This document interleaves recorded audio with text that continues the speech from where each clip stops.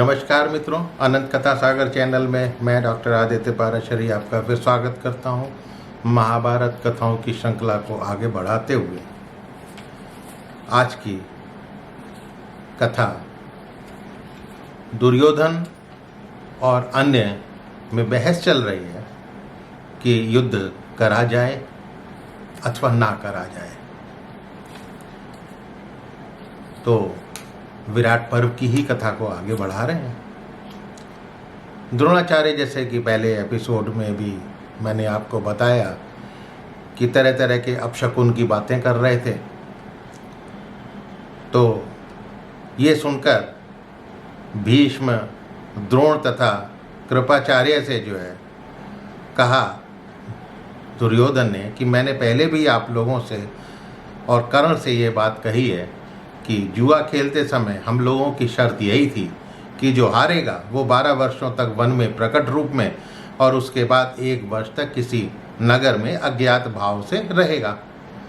अभी पांडवों का 13 वर्ष पूरे नहीं हुए हैं और अर्जुन आज प्रकट रूप में युद्ध करने आ रहा है, और यदि ऐसा है तो पांडव फिर 12 वर्ष वनवास में रहेंगे। अब ये 13 वर्ष बीत चुके हैं या इनमें कुछ कमी है, ये भीष्म ही बता सकते हैं। अब ये अर्जुन है या कोई और, तो भी हम सब लोगों को युद्ध तो करना ही है।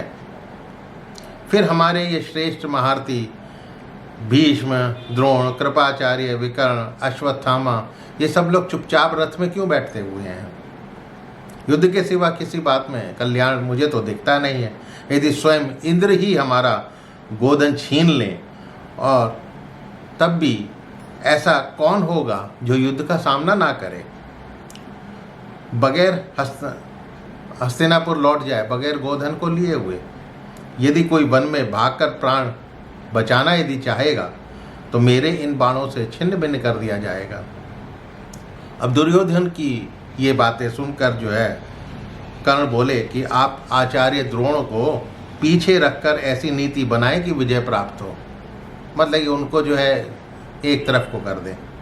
इनका तो अर्जुन के प्रति प्रेम है और इसलिए ये हमें डरा रहे हैं। तभी तो अर्जुन को आते देख ये उनकी प्रशंसा कर रहे हैं। इन्हें तो हतोत्साह करने की आदत है, और इस आदत से कहीं सेना में भगदड़ ना मच जाए तो कुछ ऐसी नीति बनाई जाए। यदि ये आगे रहे तो अर्जुन के घोड़ों की हिनेनाट सुनकर ही ये घबरा जाएंगे, सेना विचलित हो जाएगी। हम अभी विदेश में हैं, गर्मी की ऋतु है, घना जंगल है और हम शत्रुओं के वश में आ गए हैं। आचार्यों को तो सदा से ही पांडव प्रिय रहे हैं। उन स्वार्थियों ने अपना काम बनाने के लिए ही द्रोणाचार्य को आपके पास छोड़ा है। मतलब ये एक तरह से इल्ज़ाम लगा रहे हैं कर्ण कि ये उनके ही जासूस हैं। इन लोगों से किसी प्रकार की सलाह ना ली जाए। मैं आप सभी लोगों को भयभीत देख रहा हूँ। आप में से किसी का भी मन जो है युद्ध करने में नहीं लग रहा है। अब ये चाहे मत्स्य देश के राजा हों या अर्जुन, मैं तो आगे बढ़ने से रोकूंगा ही। मेरे धनुष से छूटे बाण जो है व्यर्थ नहीं जाते। अर्जुन 13 वर्षों तक वन में समाधि लगाता रहा है, किंतु युद्ध उसे प्रिय है। वो मुझ पर बाणों का प्रहार करेगा। वो ब्राह्मण की भांति एक सुपुत्र व्यक्ति है, तो वो मेरे बाणों के दान को स्वीकार करे। मैं अर्जुन से किसी बात में कम नहीं हूँ। मैं आज युद्ध में अर्जुन को मारकर दुर्योधन के द्वारा मुझ पर किए गए उपकार का बदला चुका दूंगा।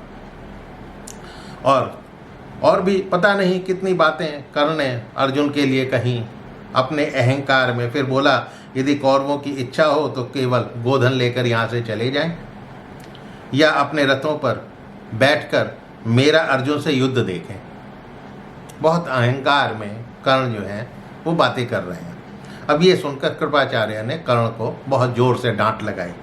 युद्ध के विषय में और उसके स्वरूप को जाने बिना, परिणाम को विचार करे बिना बस तुम क्रूरतापूर्ण बातें ही करते हो युद्ध की। देश और काल के अनुसार जो युद्ध किया जाता है उसी में ही विजय प्राप्त होती है। विद्वान पुरुष रथ बनाने वाले की बात पर ही सारा भार डालकर जो है देश काल का विचार किए बिना युद्ध का निश्चय नहीं कर सकते। मतलब किसी ने तुम्हारा रथ बहुत अच्छा बना दिया और उसने ये रथ बनाने वाले ने कहा कि ये रथ तो मैंने इस तरह का बनाया कि आपको विजय तो प्राप्त होगी ही होगी, तो उस पर विश्वास नहीं किया जाता है। इस समय अर्जुन से युद्ध करना हम लोगों के लिए उचित नहीं है। उन्होंने अकेले ही 5 वर्ष तक देवलोक में रहकर इंद्र से अस्त्र शस्त्र की विद्या प्राप्त करी है। अर्जुन ने अकेले ही किरात रूप में सामने आए हुए भगवान शंकर से भी युद्ध किया है।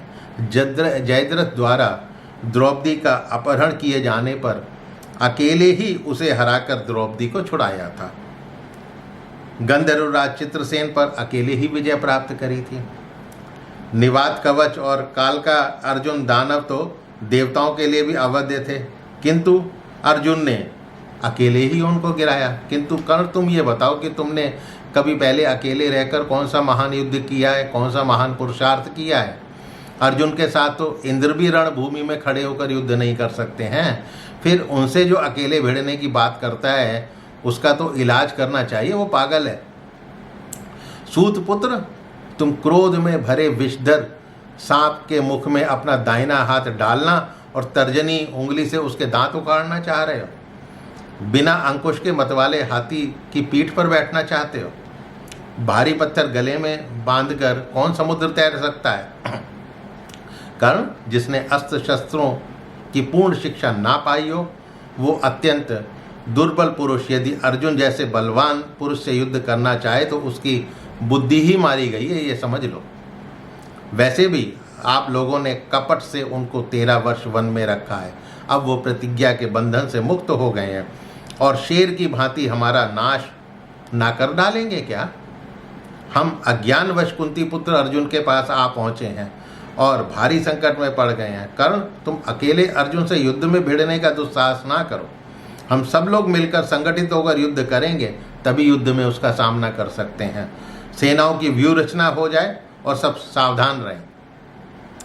अब अश्वत्थामा बोलता है, कर्ण, अभी ना तो हमने गौओं को जीता है और ना ही हस्तिनापुर पहुंच पाए हैं, फिर तुम बेकार में बकवास क्यों कर रहे हो? विद्वान पुरुष बहुत सी लड़ाइयाँ जीतकर भी ऐसी बेहुदा बकवास नहीं करते हैं। लोग गुणीजन गुरुओं का आदर करते हैं, तुम तो तिरस्कार कर रहे हो। भला जुए में राज्य पाकर कौन क्षत्रिय संतुष्ट हो सकता है? परंतु दुर्योधन को तो इसी में ही संतोष है, क्योंकि ये क्रूर है, ये निर्दयी है। दुर्योधन, तुमने जिन पांडवों का धन और राज्य जुए में जीत लिया, उनमें से किसी को युद्ध में भी कभी हराया है क्या? कौन सा द्वंद्व युद्ध हुआ था जिसमें तुमने किसी पांडव को जीता था? आज जिस इंद्रप्रस्थ पर शासन कर रहे हो, उसे तुमने क्या किसी युद्ध में जीता था? दुष्ट कर्म करने वाले पापी, किस युद्ध में तुमने द्रौपदी को जीता था? तुम तो अकारण ही एक वस्त्र धारण करने वाली रजस्वला द्रौपदी को राज्यसभा के भीतर जो है वो घसीट लाए थे। सूत पुत्र कर्ण, तुमने और दुर्योधन ने छल से पांडवों को जुए में दास बनाया था। तब विदुर ने कहा था, ये कौरव कल के संहार का कारण बनेगा, याद है? जीव जंतु कीड़े मकोड़ों में भी एक सहनशीलता की सीमा होती है।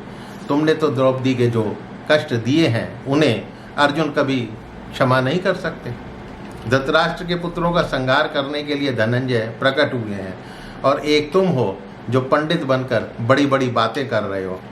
जैसे तुम लोगों ने कपट में जुए का खेल किया था, उनके राज्य को छीना था, तो अर्जुन से युद्ध करो, हमसे सहयोग की आशा मत करो।